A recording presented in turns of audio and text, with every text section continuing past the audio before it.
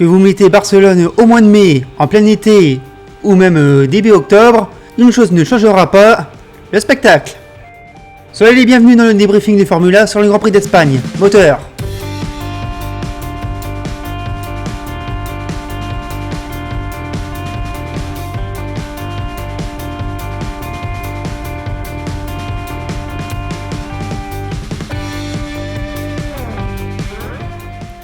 Salut tout le monde, ravi de vous retrouver pour ce nouveau rendez-vous, dans ce troisième rendez-vous de ce deuxième double header proposé dans cette saison 2020 de Formule 1. Après ces deux courses anglaises, direction l'Espagne. Alors, on va quand même s'arrêter sur les courses anglaises, que j'ai pas pu vous proposer des débriefs pour cause de congé. J'espère d'ailleurs pour vous que vous avez pu aussi en profiter, ou si c'est en cours. Et voilà, ces deux courses, j'ai quand même pu les suivre dans des conditions un peu exceptionnelles, donc en léger différé du studio où on enregistre. C'était deux courses animées, mais pas que par les batailles en piste. Non, ça a été surtout animé grâce aux pneus Pirelli, que ce soit par les crevaisons ou les stratégies osées et réussies de la part de Red Bull, qui ont carrément failli mettre Mario Isola, le responsable du Pirelli, en PLS.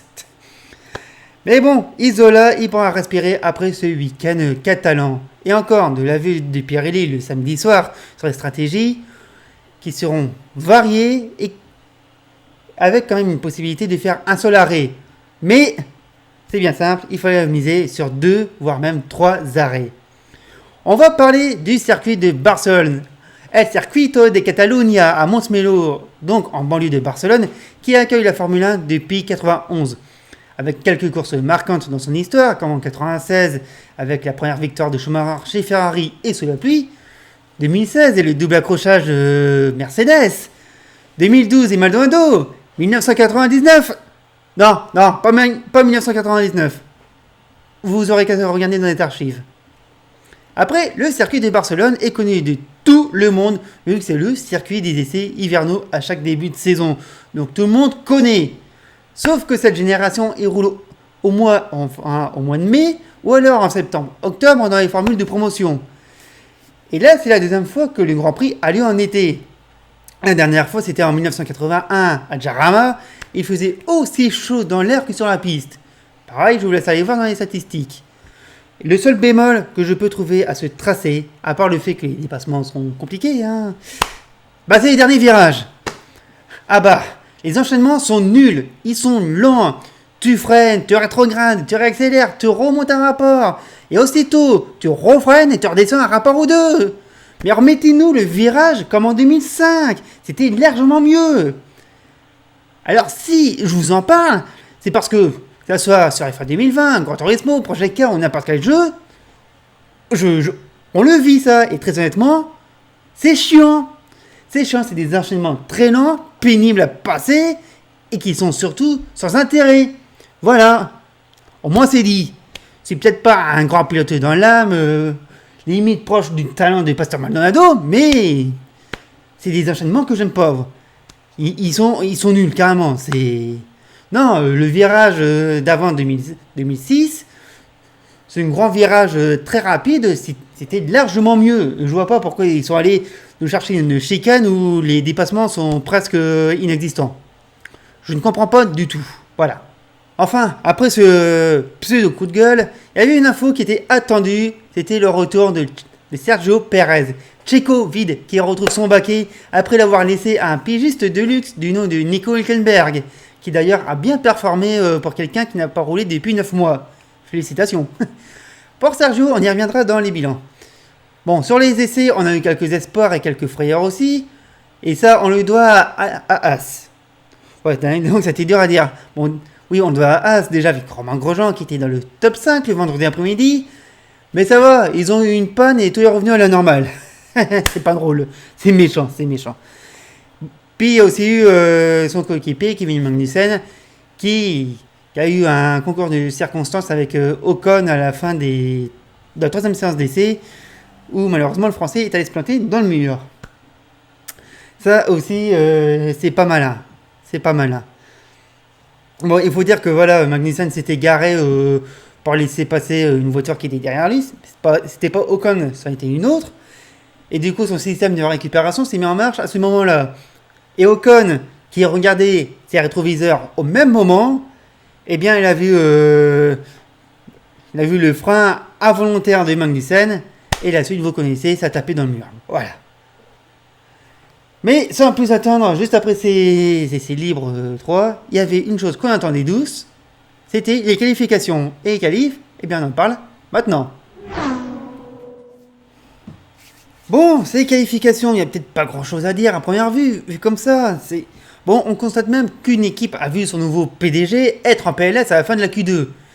C'est peut-être la seule chose qui aura marqué. D'ailleurs, cette Q2, on va quand même en parler parce que, en fait, c'était compliqué de la passer facilement pour le milieu de grille avant le drapeau à damier. C'est bien simple, regardez l'image que je vous mets maintenant. Albon, qui était 9ème dans la Q2, n'a que 3 millièmes d'avance sur Lando Norris à leur 10ème, qui a 2 millièmes d'avance sur Vettel. 2 millièmes pour se qualifier dans le haut du panier. Ça, tu vois, c'est le genre d'écart que l'on voudrait bien voir pour la pole ou les meilleures places. Je suis d'accord que ça remettrait vraiment le samedi en bonne place dans le week-end de course, que ça rendrait ça encore plus intéressant, parce que certains délaissent le samedi, ce qui est une erreur d'ailleurs. Mais n'empêche, les places étaient chères pour passer dans la Q3. Et d'ailleurs, dans la Q3, on avait quand même 4 pilotes qui étaient dans le même 10ème. Mais malheureusement, c'était ceux de derrière. La preuve, je vous mets les résultats maintenant avec la 92e pole de Lewis Hamilton et la 117e pour Mercedes côté équipe. Et d'ailleurs, c'est la 200e pole pour un moteur de Stuttgart. Et ouais, ça aussi, c'est à noter. Et derrière Hamilton, on retrouve Valtteri Bottas et Max Verstappen, les 2 Racing Point de Perez et Stroll, suivi d'Albon des 2 McLaren de Sainz et Norris, suivi de Leclerc et de Gasly. La grille qui s'affiche avec Vettel devant Kvyat, on a aussi Raikkonen qui a pu passer en Q2 pour la première fois et qui s'intercale entre les Renault. Et derrière, on retrouve les As de Magnussen et Grosjean, Russell et Latifi dans les Williams et Giovinazzi qui ferme la marche. Et chose que je me rends compte en vous donnant le top 10, j'avais l'impression de vous donner le résultat de la course. Ah, c'est marrant, non? Ah, c'est pas marrant. D'ailleurs, la course, on va pouvoir y passer et c'est maintenant. Est-ce qu'on a eu le droit à une course chiante? Non. C'était peut-être pas la course de l'année, certes, je l'avoue, mais il s'est passé des choses en piste quand même. Déjà, le départ de Lance Stroll, qui a surpris Bottas, qui était totalement concentré sur Verstappen au premier virage. Juste chapeau d'être passé dans ce petit trou de souris pour le Canadien, même s'il n'aura pas tenu longtemps face aux Finlandais de la Mercedes, hein. Bien joué le DRS. Mais voilà, Stroll s'est illustré au bon moment. Il faut dire que c'est un pilote qui a réussi très bien ses départs en course. Et à le voir à ce moment bien placé, ce n'est pas anodin. Et quand je vous dis qu'il a réussi très bien ses départs, allez voir l'année passée, vous comprendrez. Et après tout ça, plus rien. On a eu droit à un moment à quand même Verstappen FM qui s'est fait recadrer par son ingénieur. Il se passe que le Hollandais reproche à son équipe qui se concentrait sur ce que faisait Mercedes devant et pas leur propre course. Ce qui n'était pas du goût de Verstappen, qui a perdu tout simplement son sens de l'humour de ses dernières courses. Et ouais, Verstappen il a commencé à faire la gueule, voilà. Et pendant que Verstappen d'ailleurs faisait la radio libre et que les Mercedes l'encadraient, derrière c'était resserré. Un vrai train avec les voitures qui se suivent dans la même seconde. Alors pour passer avec le DRS, bon courage.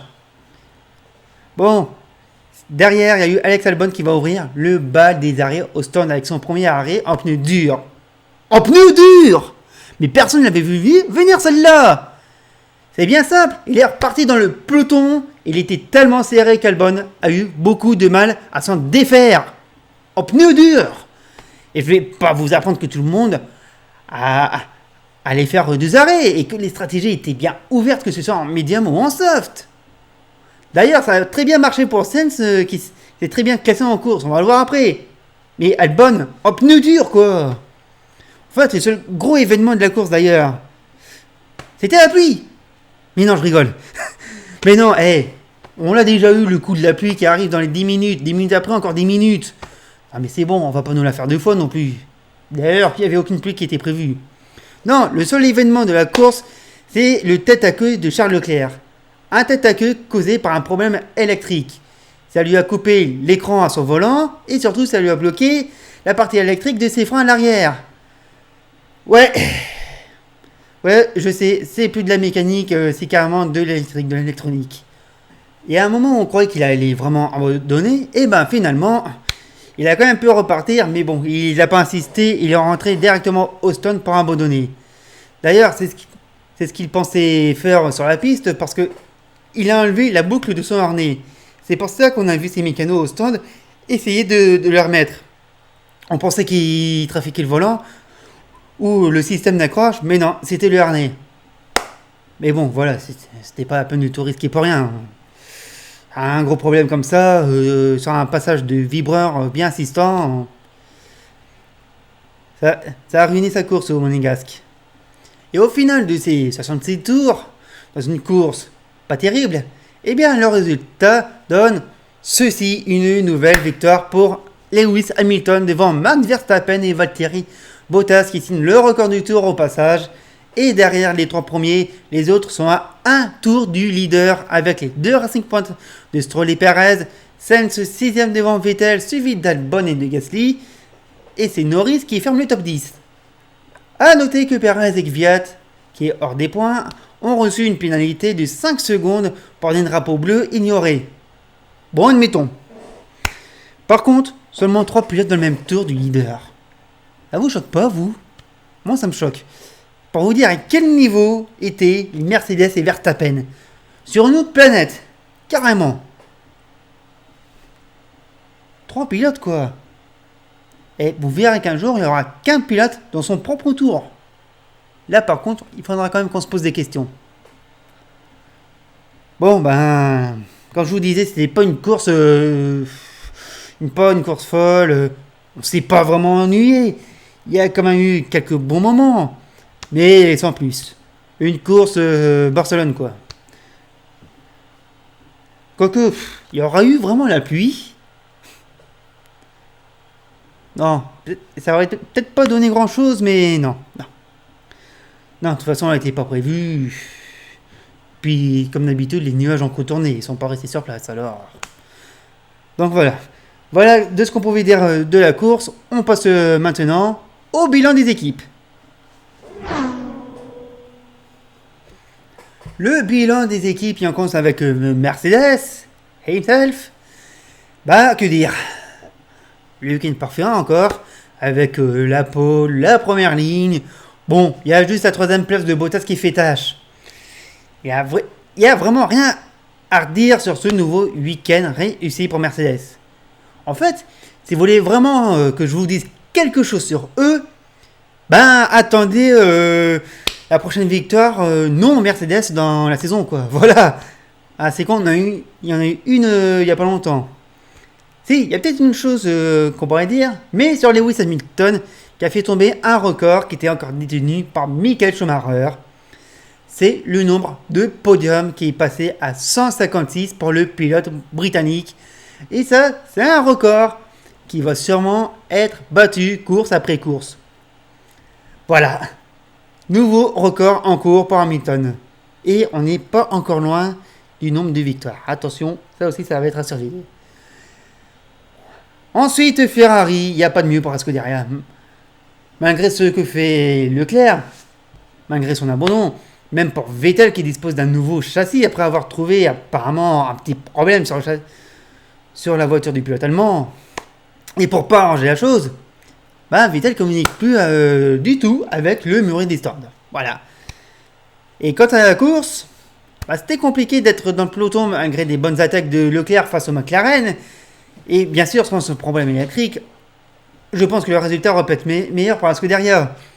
Quant à Vettel, alors pas motivé pour tenter d'aller chercher un pilote qui se prend une pénalité de 5 secondes. Et aussi... Et voilà, Vettel il se comporte vraiment comme un gamin. Il va finir son contrat avec Ferrari dans une telle condition, c'est juste une honte pour les deux parties. Déjà Vettel qui se croit permis de ne plus parler avec son agent en piste, ou qui lui parle mal, qui répète ok, ou qui l'envoie presque balader quand ils veulent tenter une autre stratégie. C'est, c'est quoi cette communication? C'est quoi cette réponse? On ne sait pas ce qui se passe entre les deux dans le détail. On est dans des discussions où personne n'y est, ni vous, ni moi. Mais Vettel, il se comporte comme un petit merdeux. D'accord, il ne sera pas champion du monde avec Ferrari comme il en rêvait. Ce n'est même pas sûr qu'il renoue avec la victoire cette année, ou même avec Aston Martin l'année prochaine. Ah, oui, c'est un secret de polichinelle, ça, hein. Mais quand même, il a quand même la chance de rouler pour Ferrari. Il y a beaucoup de pilotes dans le plateau qui donneraient cher pour rouler en rouge, malgré les résultats en ce moment. Il est arrivé dans cette équipe en 2015, en champion, et là, il va partir comme un malpropre. C'est scandaleux. Après, Ferrari lui vire comme un malpropre aussi. Mais n'empêche, c'est du je t'aime, moi non plus, entre Ferrari et Vettel. Après, il y a beaucoup de rumeurs disant que voilà, Vettel, il va pas finir la saison en rouge, tout ça. Hey, doucement sur les rumeurs, hein. Je pense pas que Vettel s'en aille. Bon, vous me direz, l'année dernière, j'ai annoncé que Gasly serait pas viré de Red Bull, hein. On a été nombreux à le dire d'ailleurs. Non, je pense pas que Gasly il va se barrer comme ça, Vettel que Vettel va se barrer du Ferrari parce qu'il est plus motivé à rouler pour eux. Non, il est quand même intéressé à rouler en rouge. L'année prochaine, il va changer d'air. On va attendre ça dans les prochains jours, sa signature. Mais de la façon qu'il se comporte avec son équipe actuelle, inadmissible. Voilà, c'est inadmissible. Et franchement, il a vraiment de la chance de ne pas se faire virer maintenant. Franchement, il a de la chance. Et non, Red Bull n'aura pas pu refaire le coup du Silverstone ce week-end.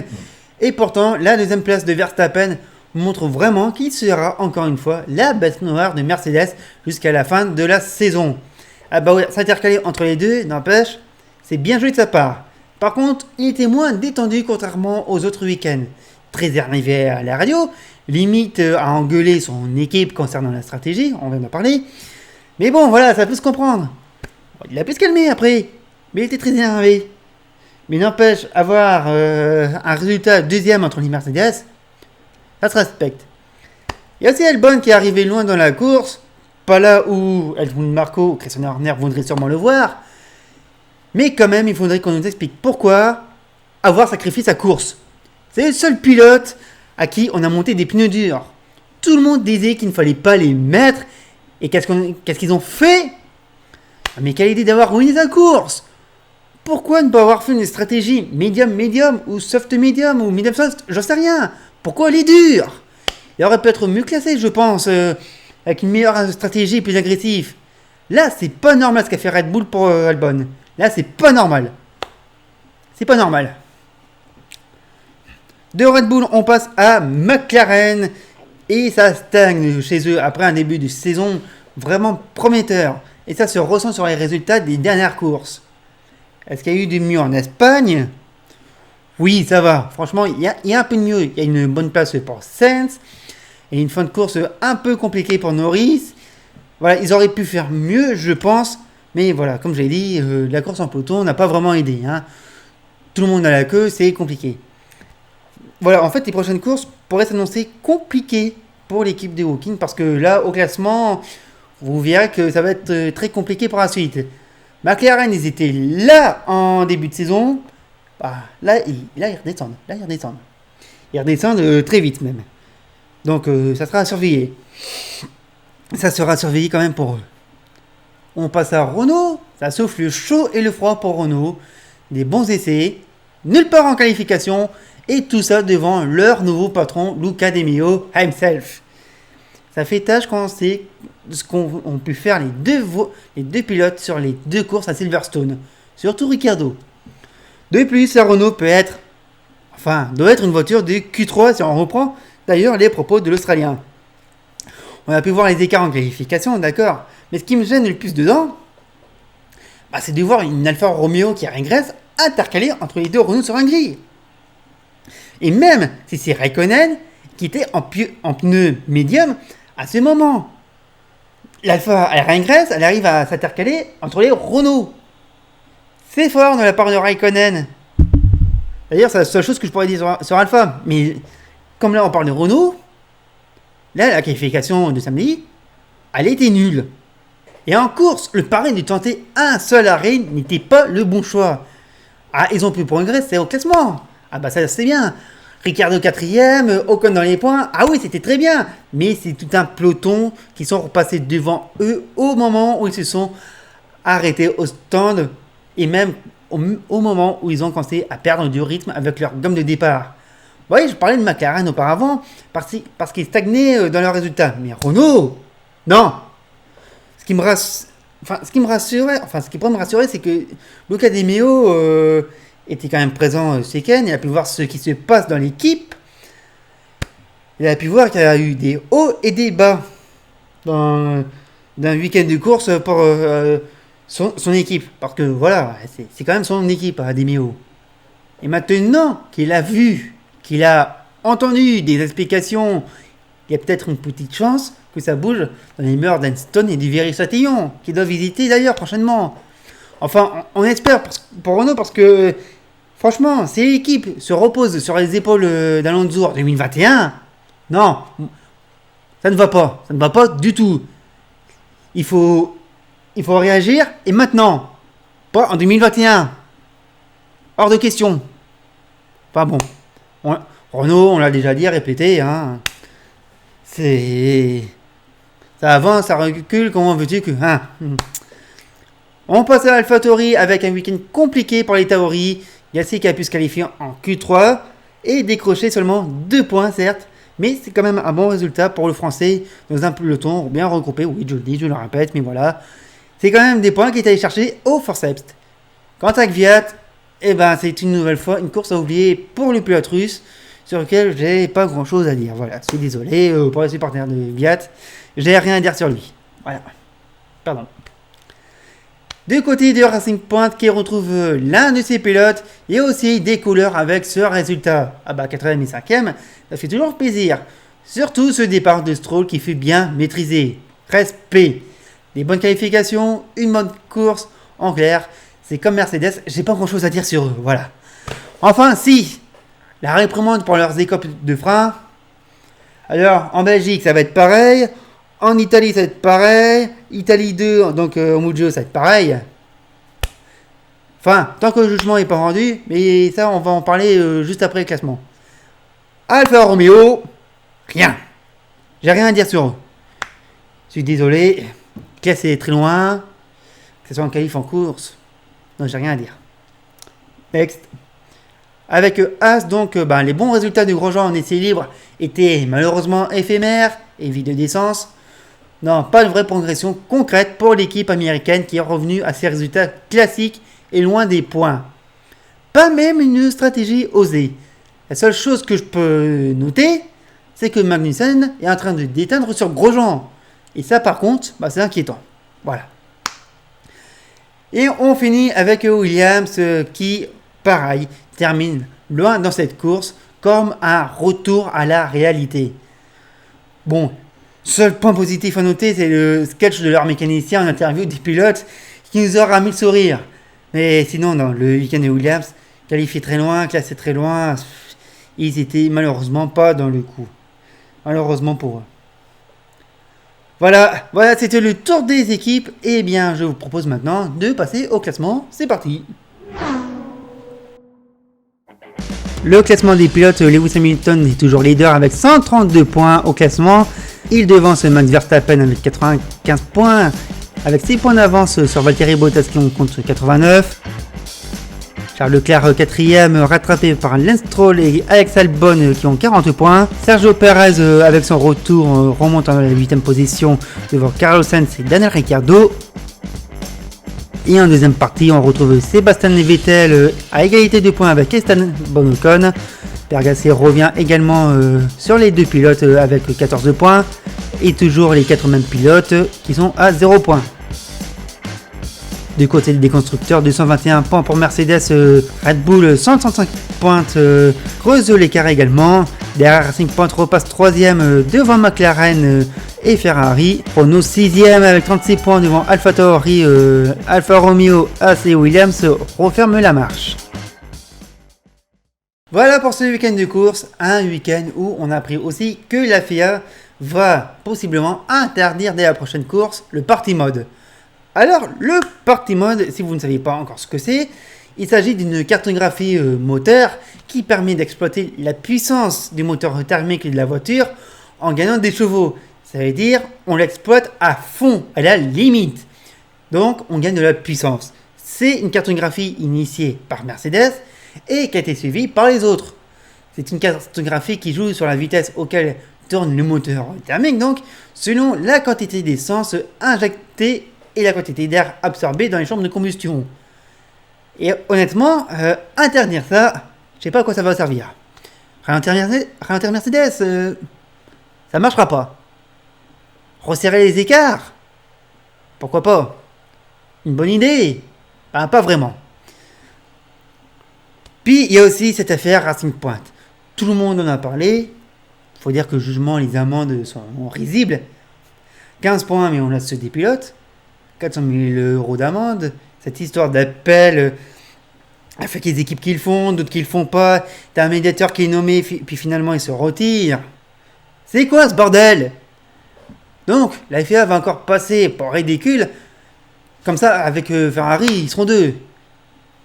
C'est un bordel. Et puis, je vous parle pas de l'histoire des ERS, des systèmes de récupération d'énergie.